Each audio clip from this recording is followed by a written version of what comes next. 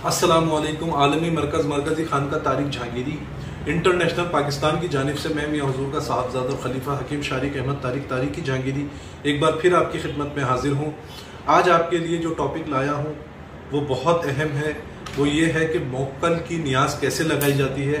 अगर कोई शख्स बामौक्कल पढ़ाई कर रहा है और उसका मौक्कल हाजिर नहीं हो रहा तो उसके लिए वो क्या करे, मौक्कल की जो नियाज होती है वो कैसे लगाई जाती है, मौक्कल को कैसे दावत दी जाती है, ये टॉपिक है। और दूसरा टॉपिक जो है वो ये है कि इसमें आज़म कैसे निकाला जाता है। तो सबसे पहले आपको मौक्कल की नियाज दिलाने का तरीका बताएं, नियाज लगाने का तरीका बताते हैं कि सबसे पहले आपने ये करना है कि आपने 5 रंग की मिठाई लेनी है, 5 गुलाब के फूल लेने हैं, 5 इलायची लेनी है, छोटी इलायची हरी वाली, और 5 लौंग के जोड़े लेने हैं। जो लौंग होती है जो आपके गरम मसाले में काम आती है वो वाली लौंग आपने 5 लौंग के जोड़े लेने हैं, यानी 10 लौंग लेनी है, 2-2 लौंग एक साथ रखनी है, 5 लौंग के जोड़े लेने हैं।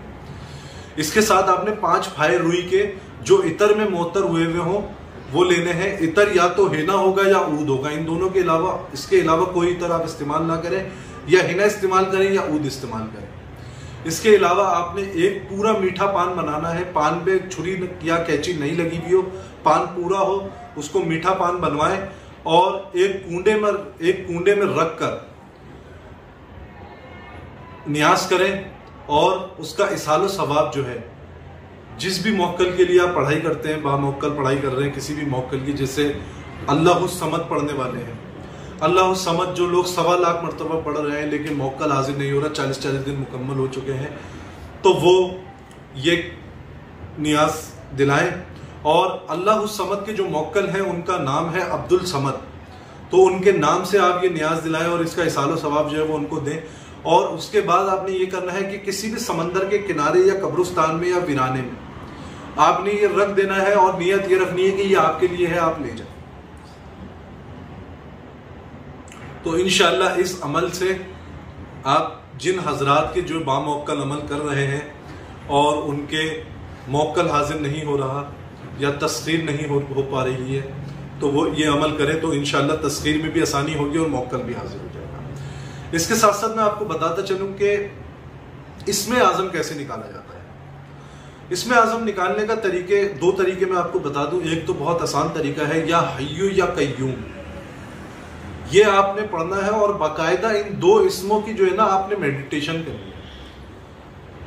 रात को सोते वक्त या हय्यू या कय्यूम आप पढ़ सकते हैं 1200 मरतबा। इसके अलावा समंदर के किनारे बैठकर या हय्यू या कय्यूम आप 1200 मरतबा पढ़ सकते हैं। 40 दिन तक आपने इस अमल को करना है, इसमा को, और अल्लाह के पूरे 99 जो इस्म हैं उनको आपने पढ़ते रहना है।